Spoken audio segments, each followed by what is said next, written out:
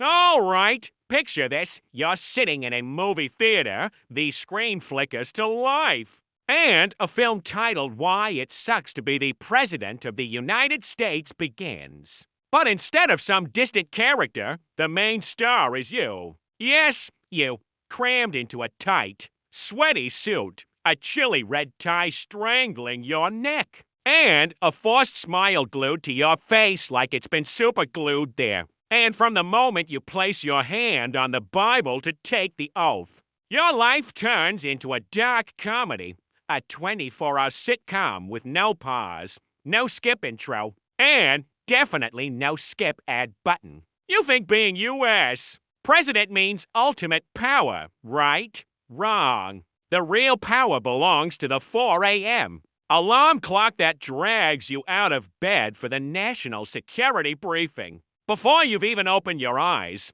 there is a man in a black suit and sunglasses indoors, handing you a folder as thick as the Oxford Dictionary, filled with words like nuclear threat, economic crisis, nationwide protests.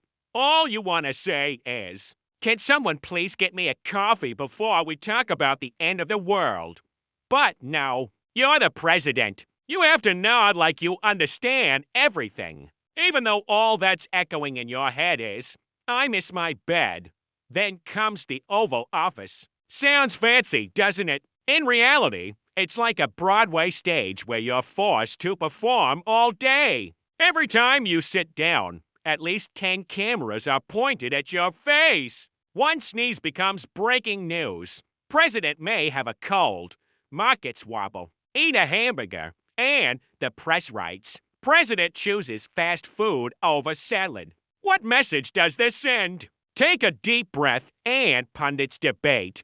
Is this a sign of foreign policy tension? You just want to scream, "I'm human too. I need to eat, sleep, and sneeze." But no, you're the president. You're no longer you. You're a symbol, a living logo of an entire nation. And then there's the nuclear football. Sounds cool, right? A briefcase constantly carried by someone else, containing launch codes for nuclear missiles. In reality, it's a giant reminder that you're never allowed to get drunk. Imagine going to a party, having one too many, and waking up to find the nuclear briefcase next to your bed. You'd think, "Oh God, did I press anything last night?" You live with a constant fear that one day, just by sneezing too hard, you might turn the world to ash. But that's not all. You also have to deal with Congress. Every time you present an idea,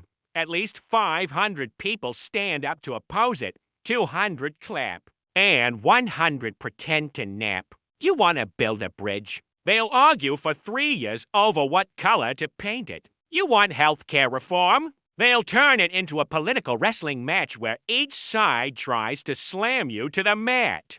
And you, even as president, are just an unwilling MC trying to keep the show from spiraling into a never-ending comedy act. And the media? Oh, the media is like one giant paparazzi swarm, always lurking. You stroll through the White House garden, click, click, click. You trip, they replay it in slow motion with dramatic music on national TV. You mispronounce a single word, they turn it into a meme that goes viral across social media. You no longer have the right to make mistakes. You no longer have the right to be normal. You're a 24/7 reality show, and your audience is the entire planet. And don't forget meeting other world leaders. Sounds glamorous, but it's more like a series of awkward blind dates where you have to shake hands, force smiles, and pretend to be friendly with people you wouldn't even want to share a dinner table with.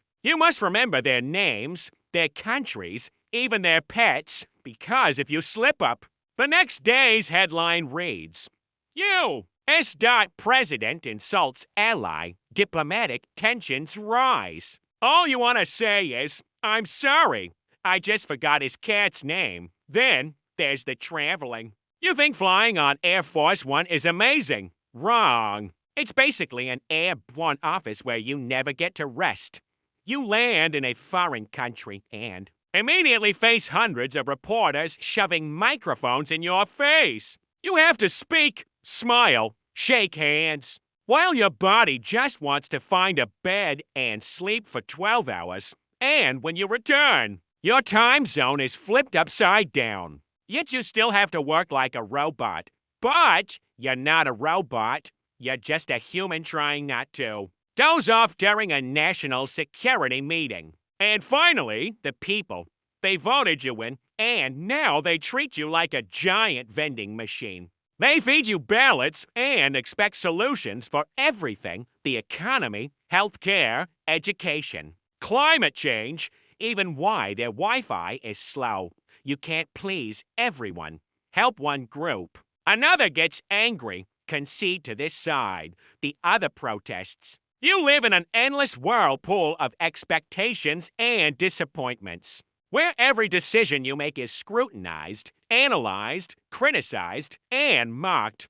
So, being U.S. president isn't a dream. It's a nightmare broadcast live on national TV, with you as the lead actor and no script to lean on. You can't quit, can't take a leave, can't hit exit game. All you can do is keep performing, keep smiling, keep pretending you're in control. While deep down, you're just a human stuck in the biggest role of your life. And when the movie ends, when you finally leave the White House, you realize the best thing about being president of the United States is not being president anymore. At last, you could sleep soundly without being woken at 4 a.m.